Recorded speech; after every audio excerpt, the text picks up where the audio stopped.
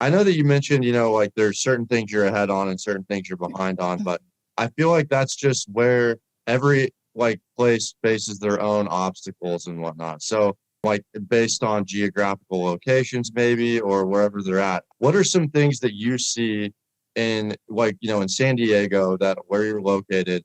Is there anything that you may not see some rather than in like Maine or New York that you guys are facing that maybe they're not, right? I don't know Yeah. if I asked that right. Yeah, I think, San Diego County is a really large county and we span quite a large geographical area. I think where we're also unique is we're right up against the border of Mexico. So there's, a flow of animals between the borders because they don't necessarily know there's a border if they're community Yeah. cats and people are Yeah. bringing them back and forth. So, we do see a lot of animals that do come from Mexico, a lot of animals from here. I think in comparison to other parts of the country, we definitely see diseases that you may not see in places like Maine, such as I think distemper is probably a big one. We see that quite frequently. And we're really fortunate that we've got the capability here at our Center for Shelter Medicine to be able to treat those cases or a lot of those cases.